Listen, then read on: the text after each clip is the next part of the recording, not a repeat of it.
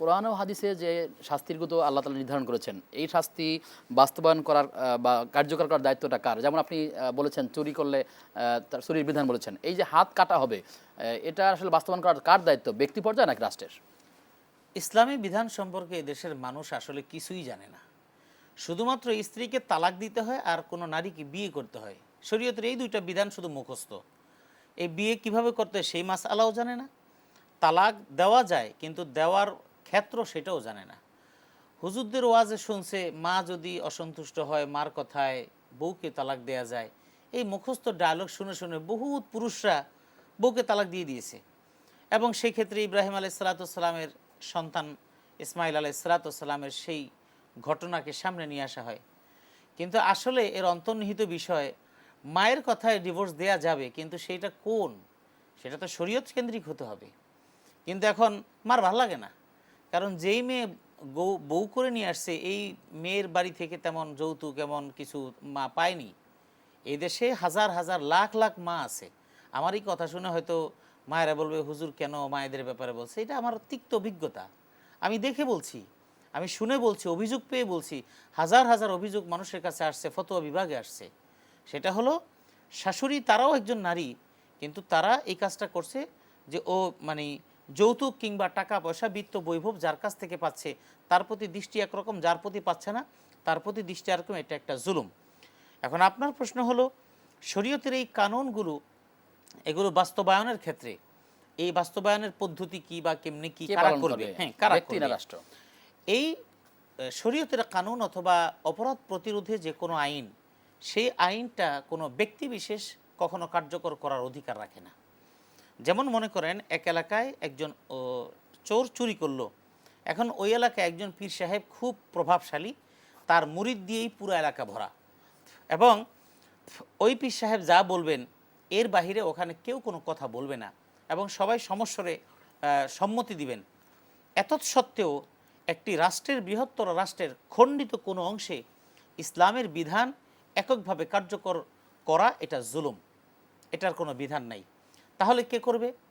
চোরের অপরাধে যদি হাত কাটা লাগে, ব্যভিচারের যে শাস্তি সেই শাস্তিটা দেওয়া লাগে, সেটার জন্য প্রথমত হলো একটি রাষ্ট্রীয় অবকাঠামো এবং সেই অবস্থাগুলো তাকে বুঝতে হবে এবং প্রত্যেকটা অপরাধের পিছনে এর কারণ খুঁজতে হয়।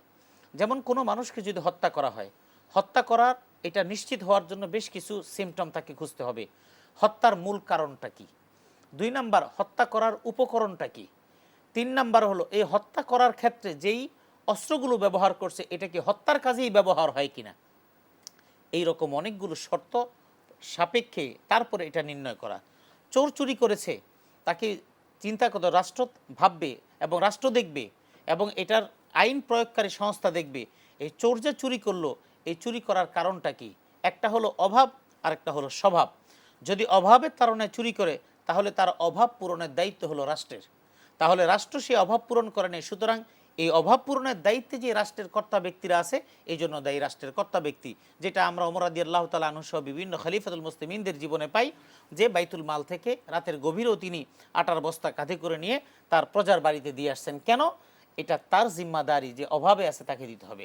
আরেকটা হলো স্বভাব, যেটা আমাদের দেশে একদম এটা ন্যাচারাল, সেটা হলো কোটি কোটি টাকা এখন আর মানুষ খায় না, কোটি কোটি টাকা এখন বুয়াদের কাছেও থাকে না, এখন বুয়াদের কাছেও 10,000 কোটি টাকা থাকে। এখন আমাদের দেশের মানুষ রুচির পরিবর্তন হয়েছে, তাদের খাদ্যের পরিবর্তন হয়েছে, খাদ্যাভ্যাসের পরিবর্তন হয়েছে। এখন তারা জমি জমা খায়, এখন পোল ব্রিজ কালভার্ট এগুলি খায় এবং হাজার হাজার কোটি টাকা খায়। এখন এই যে খার কোনো বিচার নেই, বরং এখন প্রত্যেকে মিলেমিশে খায়। একটা চোরের যদি শাস্তি হতো, ঋণ খেলাপি বাংলাদেশে আজকেই প্রথম হচ্ছে বিষয়টা এমন না। স্বাধীনতার পর থেকে আজকে 53 বছর পর্যন্ত ঋণ খেলাপি হতে হতে হতে হতে আজকে এক সময় মানুষ 1 লাখ টাকা ঋণ করে ঋণ খেলাপি হতো, এখন 80,000 কোটি টাকা ঋণ খেলাপি করে ঋণ হয়। তারপরেও কিন্তু আমি আপনাকে চ্যালেঞ্জ দিয়ে বললাম, বাংলাদেশে যতগুলো ব্যাংকগুলো দেউলিয়া হচ্ছে, ঋণ খেলাপি হচ্ছে, একটা ঋণ খেলাপির কোনো শাস্তি হবে না।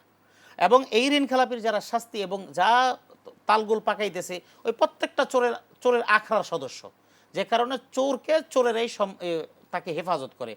ইসলামী রাষ্ট্র কিংবা কোরআনিক কানুন, ইসলামী শরিয়া একটা চোরের অপরাধে একটা ঋণ খেলাপিকে যদি শাস্তি দেওয়া হতো, তার সমস্ত স্থাবর অস্থাবর সম্পত্তি যদি বাতিল করে দেওয়া হতো, এবং সুযোগ আছে এই দেশের সম্পদ রেখে বউ পোলাপান নিয়ে পালিয়ে গেছে, তাদের সম্পদগুলো রাষ্ট্রীয়ভাবে ক্রোক করা হোক, রাষ্ট্রীয়ভাবে ক্রোক করে নিলামে বিক্রি করে তাদের ঋণগুলো ব্যাংকে দিয়ে দেওয়া হোক।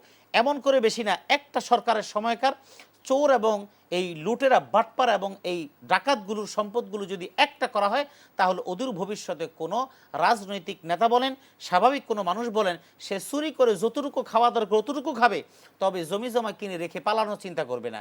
এটাই হলো ইসলামী আইন বলেন অথবা স্বাভাবিক অপরাধ প্রতিরোধে মানুষের আইনের বাস্তবায়ন না হলে যা হয় এটাই। এই জন্য রাষ্ট্রের দায়িত্ব হলো এটা কাজ সম্পন্ন করা।